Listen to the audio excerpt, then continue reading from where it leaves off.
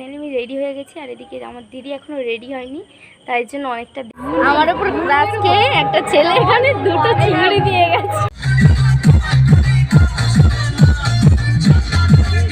Hello guys, welcome back to my YouTube channel Tulika official. কেমন আছো তোমরা সবাই? আশা করি সবাই ভালো আছো, আর আমিও ভীষণ ভালো আছি। তো নতুন একটা ব্লগে তোমাদের সবাইকে স্বাগত অ্যান্ড ওয়েলকাম। তো আজ একটু বিয়ে বাড়ি আছে, তো চলো আজকে কী কী করলাম সেটাই তোমাদের সঙ্গে শেয়ার করবো। এই বিয়েবাড়ির আগের দিন আমি গেছিলাম একটা অন্নপ্রাশন বাড়িতে। তো আমি আমার ফ্রেন্ড গেছিলাম, আর সেখানে গিয়ে দেখলাম প্রচুর ভিড়, আর অলরেডি সবাই চলে এসেছে, আমরাই লেটে এসেছি। আর আমার অবস্থা দেখো,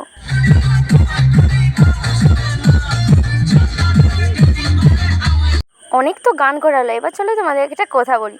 তো আমি এখানে গিয়েছিলাম, আর সেখানে গিয়ে এত বক্স বাজছিল যে আমার মন করছিল যেন আমি এখানে নাচতে চালু করে দিই, কিন্তু বাট আমাদের এলাকা থেকে এটা অনেক দূরে, তাই জন্য আমি নাচার মতো কাউকে পাইনি, তাই জন্য আর নাচলাম না। আর এখানে খেতে এসেছি, তখন দেখলাম প্রচুর ভিড়, তাই জন্য আর বসলাম না। তারপরে ফাইনালি গাইস আমি বসে পড়েছি, আর এদিকে আমি বসার পরে এত হাসছিলাম। তো ফার্স্টেই আমাদেরকে প্লেট দেওয়া হলো, তারপর আমি শুনলাম এখানে নাকি মাটন, তার সাথে ছিল বিরিয়ানি। শুনেই তো আই এম অবাক। তো যাই হোক, ফার্স্টে এখানে ফিশ ফিঙ্গার দেওয়া হয়েছিল, তারপর অনেক কিছুই ছিল, বাট আমি ভিডিও করিনি, যেটা নিয়েছিলাম সেটারই ভিডিও করেছিলাম। তারপর এখানে দেখলাম আমাকে দুটো আবার চিংড়ি মাছ দিয়েছে, যেটা আমি বাড়িতে খাই কিন্তু কোথাও গেলে খাই না।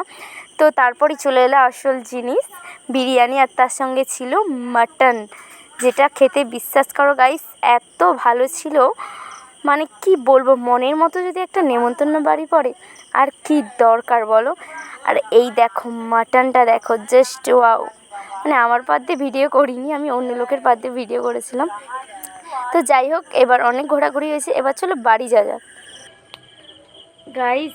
আজকে এমন একটা বিয়ে বাড়িতে যাচ্ছি যেখানে কার্ড ছাড়া নিমন্ত্রণ করেছে, তো মানে হটচট বিয়েটা ঠিক হয়েছে, তো তাই জন্য। তো চলো যাক। ফাইনালি আমি রেডি হয়ে গেছি, আর এদিকে আমার দিদি এখনও রেডি হয়নি, তাই জন্য অনেকটা দেরি হয়ে গেছে, প্রায় 8টা বেজে গেছে। তো আজকের লুকটা কেমন লাগছে প্লিজ তোমরা কমেন্টে জানিয়ে দিও। তো চলো যাওয়া যাক। বিয়ে বাড়িতে তো চলে এলাম, এবার চলো কী কী করলাম সেটা তোমাদের সঙ্গে শেয়ার করা যাক।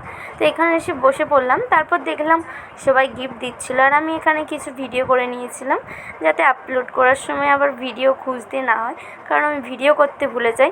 তারপর এখান থেকে স্টার্টারে ছিল পকোড়া, ফুচকা, বাট আমি শুধু পকোড়াই খেয়েছিলাম, ফুচকা আমি খাইনি। বিয়ে বাড়িতে এলে কেন যে এটা আমার ভালো লাগে না কে জানে। তো যাই হোক, তারপর এখানে ভিডিও করছিলাম, আর এদিকে আমার পুরো ক্যামেরার চাপা দিয়ে ঘামে ভিজে গিয়েছিলো, তাই জন্য ভিডিওটা ঠিক মতো হয়নি।